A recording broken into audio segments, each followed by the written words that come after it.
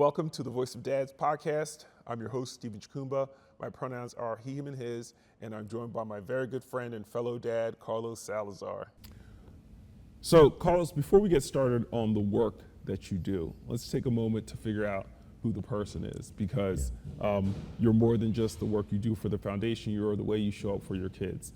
And I want to talk about how you got started, because it's not just you figure it out all at one time. There's realizations that you come to. And you have two trans kids, Cass and Jaden, and I'm curious to know, how did you respond when Jaden shared their identity with you? And how did your understanding of gender and identity shift when Cass subsequently shared her identity with you? Yeah, when Jaden shared his identity with me, it expanded my perspective on what gender even means, right? And there were so many clues, breadcrumbs along the way in terms of his youth, that it's like I'm almost like, what, like, How did I miss that? Right, how did I miss that, right? And so many people, strangers, at the time misgendered him and said, "What a handsome boy," and he would correct them, and I would, we would all correct people and be kind about it, but they saw something that even we didn't see. And sometimes when you're very close to something, you don't have that same distance that maybe those strangers had. Can I share something with you? Yeah, talk to me. Same thing with Hobbs. Literally the same thing. Everybody in the street would say, "Oh, you have such good looking sons." I'd be like, "Sons and daughter." And it was like, my reaction was reflexive, but they all saw what we were missing. And I didn't mean to interrupt you. No, but true. And to your point, I got upset with, like, it was even to the point where I would get upset with people. Like, how you gonna call my little girl a boy? Like, you know what I mean? Like, she's this beautiful little girl. But again, they probably saw something that I didn't even see. And, looking back again, it's like, how did I miss it? But my concept of gender and really of masculinity, which I was already questioning to begin with, right? Like, I'd always kind of had issues with this old school masculinity and stoicism, and because it didn't serve anybody. But even though I knew better, I wasn't necessarily practicing better, right? Like, it was like there was a struggle.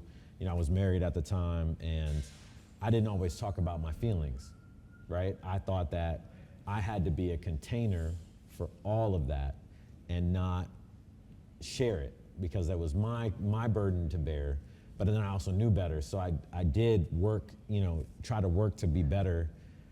And then through that lens of this expanding my viewpoint on gender identity, it kind of expanded my whole viewpoint about intentionality with emotion and emotional intelligence and all those things. Like, I always felt I had a high EQ, but having a gender expansive child, it teaches you what real unconditional love is. So we were talking yesterday, and you were talking about how, even though Jaden had prepared you and caused you to have this internal shift, you still had to grapple with some stuff when Cass came out. Talk about that. Yeah, I mean, even with Jaden in the background, I was processing, right? So on the exterior, again, affirming, this is I'm gonna learn, can't wait to meet Jaden. But even on the back end, I'm like, how am I gonna tell my mom? How am I gonna tell my dad? And those types of things. And similarly with Cass, and I think it was even even though I had been through this process with Jaden and understood so much about gender identity at this point, when Cass came out, I still struggled with, how am I gonna tell my family? Like, the same things the same things that popped up with Jaden popped up with Cass. It was all over again. And I don't know if it was, and part of what I'm here at the retreat doing is I'm processing my feelings, because I haven't, even at the last retreat, it was still so new that I think I was not really processing yet fully. because I thought, oh, I'm accepting, I'm this, you know, I'm that. And then I think now that I've had some time to reflect on it, it's been about 2 years since she's been out. She's been on therapy and like things are going great. You know, it's allowed me that distance to look and say, you know what, there are some things that I'm still processing and it might be impacting how I'm showing up for her. So, you know, in Latin culture, right, there's a lot of machismo. And, you know, words of affirmation are a powerful thing, right? So as a little boy, my mom would say mi rey. And it's really viewed in the culture, it's like being a man is a gift. Mm-hmm. Same thing in Nigerian culture. So, and it's embedded in me, right? So when Cass told me, there was a part of me that was like, there is a gift of being a man that you are shunning. And deeper, like, you know, deeper, if I dig deeper on that, it's really a limiting belief, right? Because like gender dysphoria, and I know these things, I know gender dysphoria is real. I know that she feels out of body in her own body, and there is really no words to describe it. That's a lived experience, right? I can't understand that. So that idea that like manhood is a gift, it's not. It's an expression. Masculinity is an expression. It's not a gift that's given to us by God. It's something that we either, you know, are or are not. Right. And it doesn't matter what you're born as. It matters what you choose to express as, right? And it's really me coming to terms and grappling with all those things. Again, on the back end, because up front I'm like, how do I support you? You know, taking her to appointments, doing those things. So doing all the things. But, you know, your heart has to be in the right place too. Absolutely. I'm curious, because you've talked about a lot of the unlearning that you had to do, the deprogramming that you had to do. And you're in a unique situation because you have both a trans son and a trans daughter. Mm-hmm. And that having those two at the same time, even though one kind of shared their identity with you before the other, I think it really challenges these presumptions that we have about identity and how they're shaped and how they're framed. What do you think having both Cass and Jaden has taught you about being a father, being a dad? Well, it's really unlearning like two different schools of thought, right? Because like, you know, masculinity is a gift. So I didn't have to process any of that. When Jaden was like, I'm a boy, I was like, dope, we got another man in the family. You know what I mean? Like that's how I saw it. It was like something to celebrate kind of immediately, even though there's still, you know, things to process and stuff like that. Whereas with Cass, we still celebrated, we did the things, but in the background, my mind was almost like, we're losing something. And similar feelings with Jay, but it might have been a little bit larger in terms of like, we're losing something. Firstborn male, you know, into the family, right? Like grandchild-wise and of my siblings. So there might have been more of a sense of loss that you know, from Cass coming out. But then realizing like that's all, Cass is still here. Mm-hmm. You know what I mean? Mm-hmm. She never left. She never went anywhere. She's here. And if anything, what we lost was the cognitive dissonance, the interference of who she really wanted to be and who she actually is. And now we actually get to meet her for who she wants to authentically live as, right? And I think that that's a beautiful thing. So if anything, you're gaining so much more, right? So it's taught me that, you know, our capacity to grieve is equal to our capacity to love. Right. Right? So I can grieve all of that. I can grieve the child that, you know, I had and all those things, but like on the flip, the love has to, right, be equal to that. And it's taught me so much because again, Jaden taught me like these things, and Cass came and taught me so much more. Like I thought I was like there. I thought I was getting somewhere. And then it's like, well, wait a minute, now you got so much more work to do. And I always say this joke, right? The product of good work is more work. Exactly. The product of good work is absolutely more work. And you've been putting in the work. Like you said, this is your third retreat. Yeah. You showed up at the first one, you did a little work, came back to the second one, did a little bit of work, and now you're here at the third one, continuing to do work, and you're actually bringing other fathers along. Can you talk about the work that you do for the foundation? Absolutely. So, in our sessions, right, I kind of see myself as I need to be an example, right? So at a retreat, I need to make sure that I'm welcoming people, that I'm telling them I'm happy that they're here. That, trying to engage people when I hear something, not just to just let it go, but to say, tell me more about it. I heard you say this in session, approaching them one-on-one, right? And asking like, hey, is this a good time? Can you tell me more about what this thing that you said? And really diving deep and learning more about people.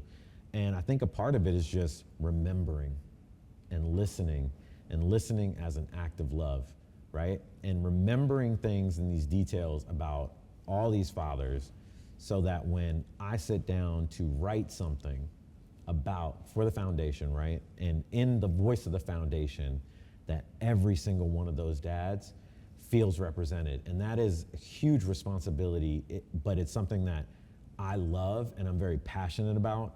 And I feel like it is one of the most important things that I'll do, aside from being a dad, right? One of the most important things that I'll do in my life is weave in those things that people say, and those and the worries and the fears and the concerns and the joy and the transphoria, this new word that I learned today, transphoria. I was like, oh my gosh, this is such a great word, right? So all of those things. And then again, so that when somebody sees something from us and they've been to a retreat, they see their fingerprints. It's interesting you should bring that up, because that's one of the moments that sticks out for me. Was after dinner yesterday, everybody gathered around you and you went through the Fatherhood in Action kit, and started getting advice from the different dads. Tell me about that initiative. Yeah, so it's our first focus group at the Dads Foundation. So it's really exciting to have a group of dads together, a lot of new dads, right? So it's their first retreat, fresh eyes. They don't know much about the foundation, and they've all come in through different ways. Some saw the Instagram post, some just came through the website, some, their partner said, hey, check this out, and that's how they got. So it's very interesting to see all the different doorways that we've opened up for folks through the website, through, all these different, our social media, and that's amazing. The focus group, again, looking at this document and really trying to figure out how it will be read, how it will be perceived in someone's hands who may not know what gender dysphoria is, may not even know what transgender is, or non-binary, or gender expansive. And having that perspective from a fresh set of eyes, invaluable. And we got so much good feedback. And I think the biggest takeaway that I had, and we've talked about this already, is that it elicited a reaction from folks. A lot of it was positive. Some of it was, we can be better. Mm-hmm. And we have the grace to say, absolutely, yes, we're writing these notes down and we're taking these notes and we're going to incorporate that. So again, like we just talked about, you can see your fingerprints. Yeah. Right? Like, you are a part of this work. You might be a new dad. You might be 6 weeks. We got one dad 6 weeks in. Child just came out to them 6 weeks ago. They're here giving feedback to us, invaluable feedback. Absolutely. That is going to help shape this document that we hope will touch the lives of so many dads, of so many transgender kids, non-binary kids, gender expansive kids, that they can give to their dads, partners that they can share with their partners, and people to just read. Yeah. If they just want to know, like, you don't even have to be a dad. I think that's the beautiful thing. It's written for dads, by dads, but I think the most beautiful thing is it's really written for a human to any human, saying, come on this journey with us, understand what this is, because it is something that's special, and it's something that can really teach you unconditional love. So Carlos, you talked about how we went from 6 to 12 to 18 to 32. What has that been like? What is seeing the growth of the organization from humble beginnings to what it is today? How's that felt for you? Yeah, it's funny because I remember when we went from 12 to 18, I felt a little overwhelmed when I walked up in the house. I don't know what it was, you know what I mean? Like I walked in and I was like, whoa, there's a lot going on, you know what I mean? It was like, it felt good, but at the same time, it was a little overwhelming. And it's funny because this time I did not have that, I had expected myself to feel overwhelmed. I thought, well, maybe I'll be, and first night, I knew everybody's names. We had that exercise. That was so impressive. We had this exercise, right? And it's this cognitive dissonance, exchanging names and getting consent to go and like doing all these things, right? And then, at the end, they were like, Don was like, somebody want to give it a shot? And everybody the room got quiet. I got to set it up because nobody even understands what you're talking about. Yeah, so all right, help me out. One of the dads, Don, had this icebreaker exercise where to learn everybody's name, to kind of get everybody in the mood to talk and share over the weekend, we would stand in a circle and everybody would say their name. All 32 of us. All 32 of us. And we would do it twice. And so each of us says our name: Carlos, Stephen, Uka, Don, David, whoever, whatever. We get to it. And then Don asked, does anybody feel like they got all the names? Silent. Hear a pin drop. Carlos was like, I think I got it. And this dude proceeds to name every single man in that circle, remembers intimate facts about him, gives pounds. Hugs, big hugs. I'm telling you, me and Mike, we're coming for you. Because you walked right by us, didn't give us no dap, nothing, and then dap everybody else. I was just like, okay, I see you. But exactly. Yeah. That moment wasn't overwhelming for you. You literally were prepared for it. And I think that's the biggest thing is like, I think also too, like going from being a subject in the film to becoming a board member, I think that responsibility is not lost on me. And I think it's really like answering the call, and not just answering the call of my kids, right? Saying, Dad, I need you to be a better dad. Yeah. I need you to understand me in a way that you don't yet. And I need you to learn and ask, and like requiring this of me, right? Like, and I think it's similar for the foundation. It's almost like it's asked me, step up. You stepped up. Yeah, and be in the space. Don't be afraid. And answer the call. So I also am curious to know, now that you are on the other side of the foundation, where do you think the foundation needs to go next? Yeah. How much time do we have? How much time do we have on the pod? Because there's so many places I want the foundation to go, man. Because there's so much that I want to see the organization do. So many places that I want the organization to get to.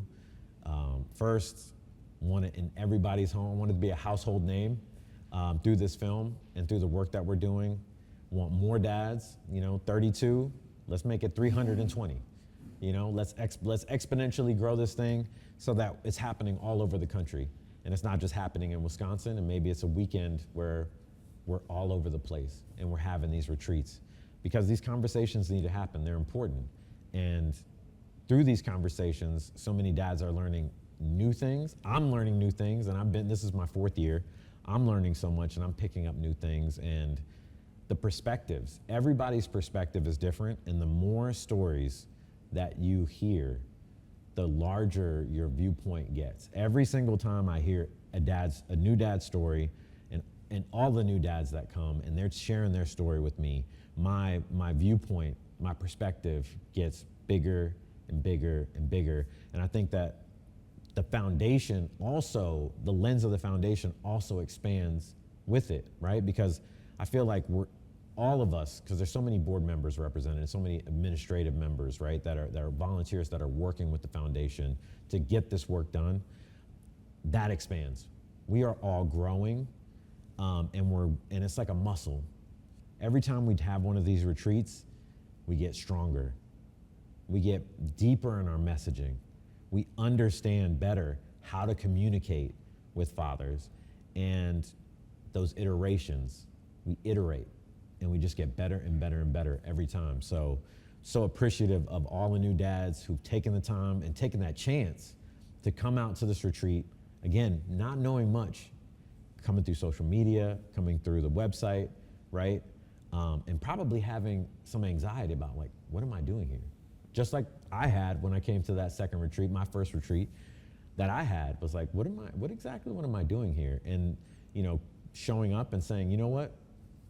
I'm just gonna immerse myself in this experience and allow for, you know, universal timing, divine timing, whatever you wanna call it, to just happen. And I'm just gonna be in the space, and I'm not gonna force anything.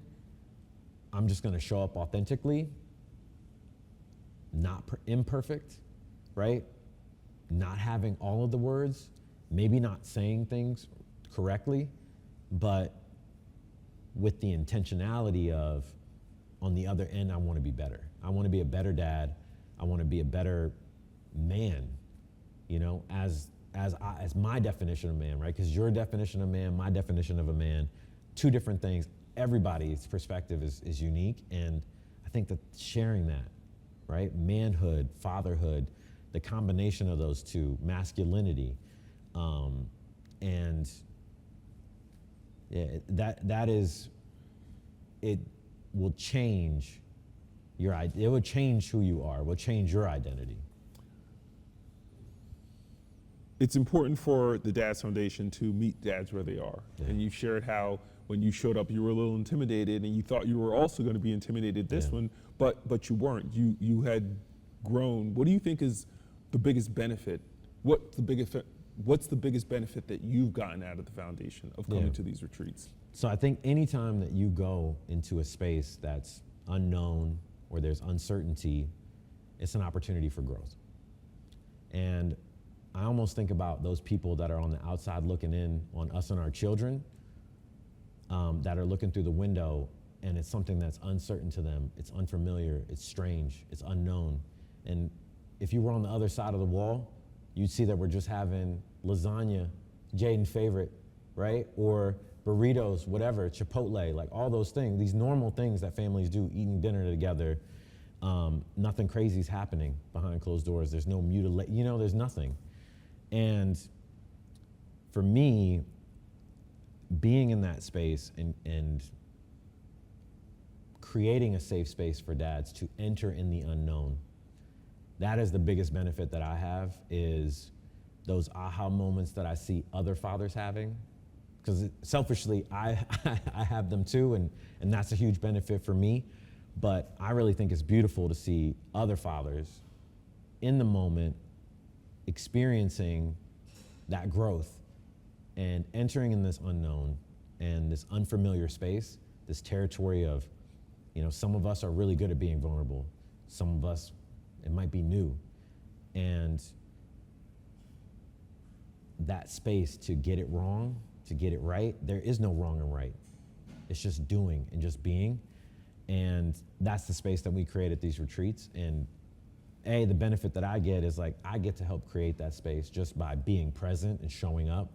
And then all the work that the amazing people who put the retreats together, Chris, right? Like, getting to see the fruits of their labor, and getting to enjoy them and be a part of it too. Like, that is a gift for me, and that's a benefit for me, is to see real time these rewards that people are having, and this work, this beautiful, beautiful work that we get to do day in and day out. And sometimes, you know, it's work. You know what I mean? Like, it's Not work. Sometimes. Yeah, I mean, but you know what I mean? It's work. It's beautiful, and like, we have those moments where it's awesome, but we also have those moments where it's like, how do I figure this out? Yeah. 32 people, right? That's that is, I want to say it's a problem, but it's a challenge. It's a good problem. It's a great problem to have, right? But, like, how do you go from 16 to 32? That creates a set of challenges, right? So seeing those challenges getting solved, all of that is just like, I learn so much from watching it happen. And having a front row seat sometimes it's an amazing thing. You said, come on this journey with us. Yeah. And actually, you've come on this journey with me. And you're in the feature-length version of The Dads. Yes. Also the same name, where you're one of the subjects. Yeah. How did it feel to see yourself in the film? See your story reflected back? See your story reflected back to you? Yeah, it's almost surreal, right? Because when I watch the film, it's almost like you forget that that's real life and that we live those moments. When it's captured in film and you're a part of a documentary, and so much footage that I took they were just my eyes, right? Like I took this footage and I felt like it was my eyes trying to just capture these moments that nobody else would. We're out on the water, right? I have my phone. I'm in, like, literally in some of these shots, I'm in the, like, deep in the water shooting stuff. And it's just like, it's very surreal that A, I forget that I was behind that camera, right? Filming that. And B, surreal that this story is documented, like it is a full, living, breathing, beautiful piece of artwork. It's more than just a documentary. It's more than just a story. It really is a journey that we're taking. Anyone who wants to watch anybody who watches this film, they're gonna go on a journey with us through the grief and the joy and the community, in the creation of the community, right? Because the film really documents kind of the onset of when we won that Daytime Emmy Award, the foundation was formed, all of this joy that was happening, right? And then we felt like pulled we had the rug out from underneath us. Yeah, pulled the rug out from underneath us. So again, it's an awesome experience. Surreal. Sometimes I have to pinch myself that like I'm in this movie. But again, it is so beautiful and truly just, I feel so grateful, and it's humbling. It's a humbling experience to be in it. I think one of the real takeaways for me from this film was that it is hopeful. It's not a gloom and doom film. It's not a bunch of dudes bitching and moaning. It's just examples of love, what love in action looks like. Yeah. So if you could share one thought with people who are listening to this podcast or watching this video about having hope for the future, what do you think it would be? Joy is an act of resistance. And I hope that whenever you see a dad's post, you notice we don't doom and gloom. We don't do that. And it's there. And it's prevalent in the world. It is out there. If that's what you want to doom scroll, all that, you come to our page, you're seeing light, you're seeing energy, you're seeing community, you're seeing celebration, you're seeing transphoria, right? I'm not trans, but I'm experiencing transphoria just being on the pod. You know what I mean? Yeah. It's really a beautiful thing, and I hope that through representation and through seeing us just being dads, because we don't. Sometimes I think we're just doing what we got to do, and I don't Sometimes I'm like I'm not doing the best job, So it's one of those things where find hope and practice joy, because sometimes you can't wait for it to come. It's a practice. You really have to be intentional about creating a space where you can find joy, where you can experience it, and there's just a lot of noise. And I think the goal of that noise is to give you anxiety so that you cannot experience joy. And defy. Yeah. Yeah. So I think this is an act of defiance. Us doing this podcast is an act of defiance. Being here at this retreat is an act of defiance. And we hope you all join us in future acts of defiance. Thank you for joining us, Carlos Salazar, and thank all of you for joining us here on The Voice of Dads. See you next time.